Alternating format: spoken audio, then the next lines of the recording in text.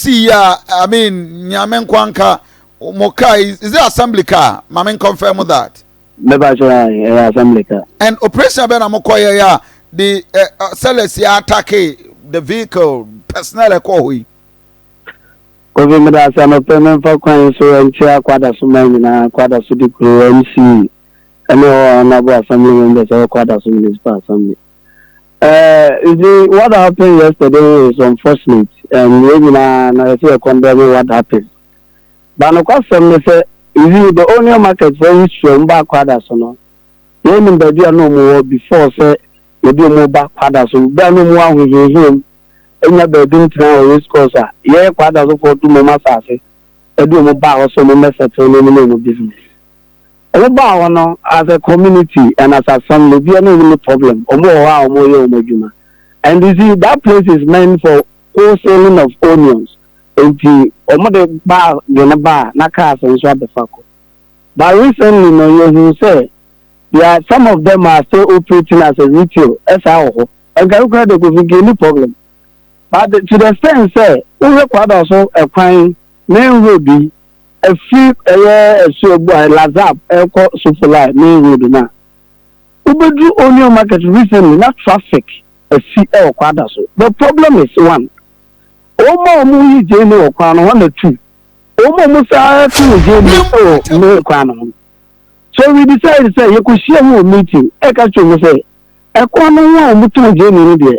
Anya dia beboy me na it is omo person mo tu jeni na omo go inside the market omo go to mo jeni no mo turn no obi several times any leadership of the union market asia concerning this issue amo mo mpanin fo no kra condemn saa de na e koso ama assembly no to anamo bebrebe anya the first time assembly no ko ho say omo mo tu jeni o kwa no ye ko sesa jeni assembly no to anamo bebrebe saa de no ho a you can't almost honorable human being. Me, for instance, assembly member at the place. Even yesterday morning, me call and we catch the massa.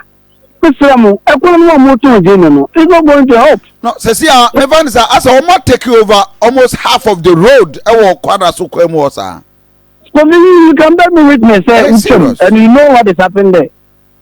What the passion? I like say you were talking about even covered in the military incident. Yes. These are the same people who are. During the COVID, the years say MC people show me years say yes. So the way don't wanna ya spend the market area. And these people so we needed to go there with military intervention before say Omo comply. And it is becoming unbecoming of them. No, but why Tim Benner, I don't want for police because watching what I'm watching on Facebook page, just say you were attacked at just some officer about one was say mo jacket TV crowd say oka form anka o mobile lynch no it was so brutal. Yes, but the make can say they know say as assembly no say you fa to see the animal kwan so na dey adwuma assembly na was city guard e ba sa na ma we ya say use and now we don't know say anticipate say sa dey we in the base enra no because me enra even I was there in the morning so them kind no mo ko kasa say no. But no, you say these are the plan, a demo plan because after this incident, no, I had a meeting with leadership Nibi and Meno. They have seen some people be a woman. Woman got a woman, but you free by Mabeka, woman, also that problem and run. And what we are supposed to do is say, and MC Bishop leadership of the place in this year. And those people now, they don't videos now, Bono. But I'm telling you that we are going to deal with them as our family. And we are not going to complain about anything. On the budget, I told that now I'm going to more than a year. And so, this only market and a more material. Because you're not supposed to sell on the roadside. The assembly city guard was there. So, General Motor on the corner. So much people. And these people resisted. And every man resisted. They decided to pan on them as we saw on the video. Hey, because and I think for Johnny on Facebook page now watch this. This was a very chaotic scene. Our assembly officially almost called to perform the official duty, and they were assaulted. And this is a clear case of assault. Almost air pamo, air to mobile, air to jena, almost Yeah, it's me. I come on. You did see World Bank for the Brain, I did 1 house, 1 house toilet facility program. I hear you. I am moving down near the other. And what I was playing with bonfire, you can go through and play the demon too. Assembly and work at India. Can then get there as assembly. In all these things, general for example, promoting a culture as assembly member at the place. So, I know where to say, mobile conforming to rules and regulations within the community and the assembly there. And I'm telling them that we cannot hold them there again. Because you have also almost watch it. And you say, be a Ghana for being a Ghana for the moving about the Juma Buama to build the economy of the island. But then depends now, President President. Now we see the job opportunity. Only be my friend. Other budget. It is so much no margin say. Umba conform to assembly say I am moving. No more things so much better my oh no market wa. And the rent moment now be. Although this is not coming from the assembly, but it's coming from me as an assembly member at the place. But I know that the assembly will sit down with the leadership of the assembly to decide say to train a journey for because I know what they are. Okay. Anyway, I'm telling you, Bagofi, we need to stop them because we cannot sit down our young community. Mamena wase for we had an eyewitness, but I be a friend was Johnny on Nautia. A quadra sujo, more so full lie, more mammy said what ya to a Yamenqua. Nina and say assembly no echo to control them because the just adjacent or my a very big construction IRG area Nina, but who drive a while until a dual numerous say traffic to meet a free a year Maxonic. Na chi demwa babe fa kwada so methodist na babe si so fola and it's so chaotic. Watch the situation. Na head across. Very brutal. Oh no. This is a clear assault. Oh no. This is bad.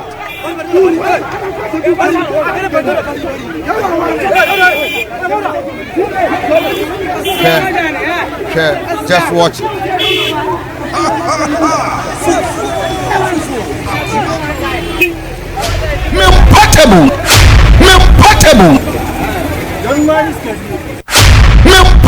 Now watch it. For a very chaotic scene. Eyewitness back one. Not with general incidents this year. And any in common year, exactly how bad was the scene? Bema, good morning. Good morning, Mr. Kofi. Okay, baby Aboko there. Adam, and my incidents cost now. Who can I would draw an attention? Ya saw a teddy and a coso. How bad was the situation? Mr. Kofi, na the attorney said, Andra, we were Jumum, and me say a community me kwako pay bibika crazy. It was outside when I own your market when I. Timijina wana na miti ye na meseme beho. Timebe wana miunse municipal for no kano esio. Nti boys no muton june no. Eya omo di bakwa ni mu, omo di besisi kwano ebi kura tra. Eba pavement no di aba kwani mu ankasa. Ti we for no try so omo sesa eno ayden egum. Ti omo sesa bi egum no na ehun se dom free esuro ho ni omo yije ni nyina abebu kan fam we mu so pese omo yeden. Wow. No. And I mean the traffic at what area all the concerns about our residents are reasoning now. The internet normal so mudi was Mr. Asante, tell me you won't cry me nowadays first and then but Sisiano.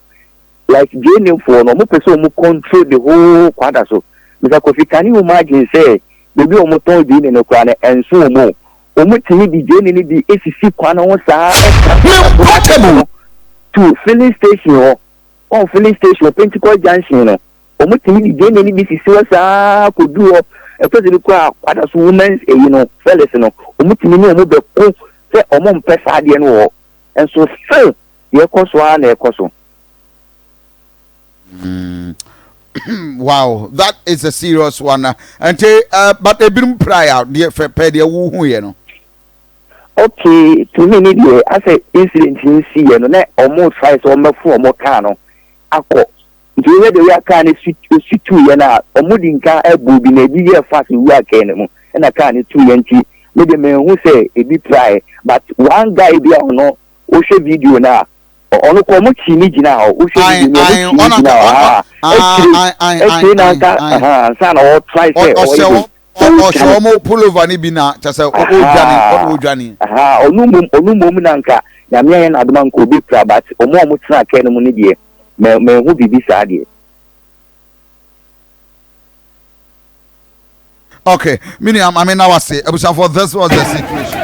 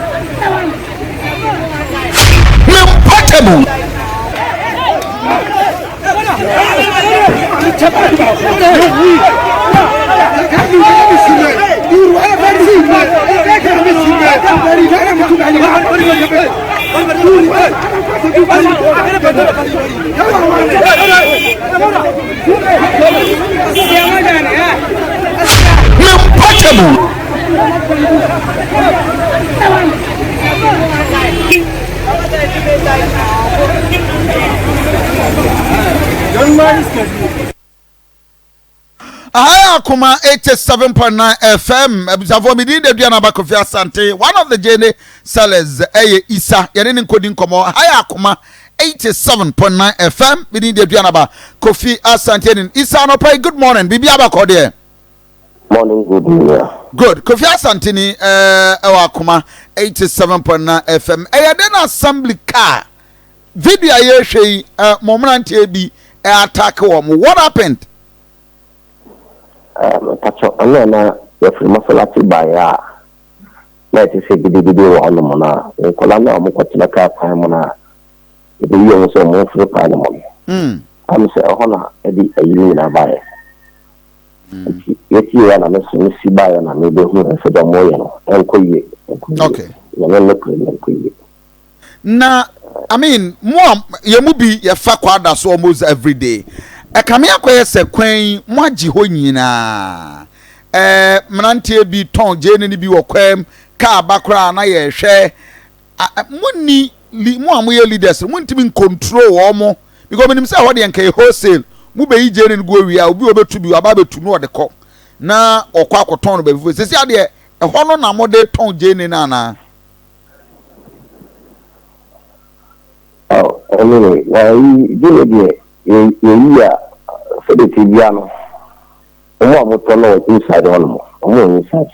Okay. But come on, the most will be required then shut down this oh, okay.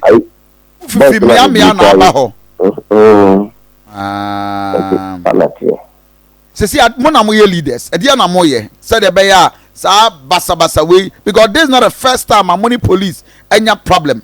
And a GD morning, Eddie Amamo, penning for be a more mudim ranson. A dear Namobeya, Mran bit my juma, ever quadra sujena jusum. Because you could get that for my patch of the sea and one.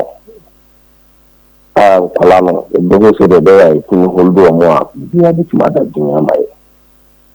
Okay, you are not the my clear bar. You don't say anything for now. Okay, it's a matter of say now. Therefore, the video we na menka some church. Walker bebwa mea video we ne elembele community ne de car akwa attack police station. Therefore, just watch the video carefully. Now no pay mamenka bibi. Ghana. I mean the respect I de mamra.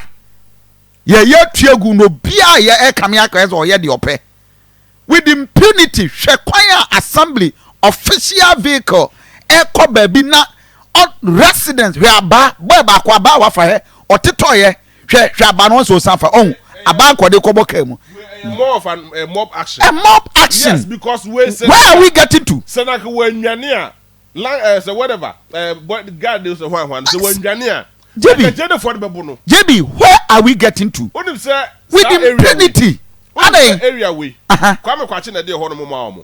I see. And I'm also an Omunya area way. Now this place was meant to be a wholesale. But every year the people call Hon Toby. Me worry ne say, and JB. See Ghana no obiya no atamra hye nsem. We are attacking the police. I don't get it. We are attacking everybody with impunity. Watch this. No, you see, people are beginning to lose confidence in these people. Sankofo we no. Enkofo eni omumugidie. Impossible. Sankofo we ya ne Ghana police for almost for lie.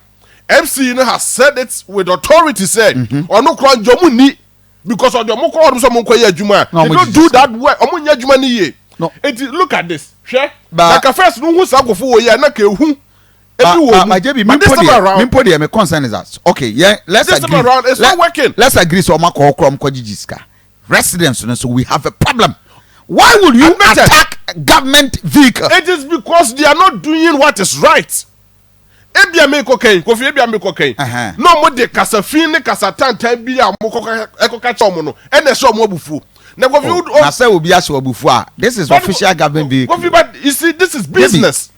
This is business. And you're now, business. That's what I'm saying. Oh, traffic to me check from gymnastic rehabilitation center. But if you mean my worry traffic need check from a gymnastic rehabilitation. Now, Usani so full now from Methodist anymore. So full why would we do this as a country? But you see, me, my worry is assembly that's for an official duty. It's official duty now. From that official duty as such. Now, if there are difficulties, deal with that difficulties. Go and report back to Nippon Smile. Now, so that's what I say. What the brother Kwakosha will say, no, I am your babyana. And the people over there will also deal with you. Because where a sikasem and a assembly also duty said it's so provided enabling environment for them to do their work and work well. Anya crowd jisika at the board assembly no. It is give them prior notice. Go and talk to them very well. They will feel peeved. Some go for some guard for ya. There has been several complaints, especially kwadso for no. Omo statistica e the free omo nkofo hono even truck drivers.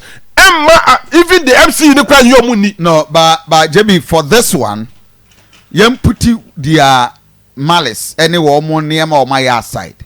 Me worry ne say Timemu must be spoken to. Plain language say Gofi, airtime. Gofi, what's my baby? I drew no airtime. What's my say me ko be? Ghana obi na wunya hwele mbele no.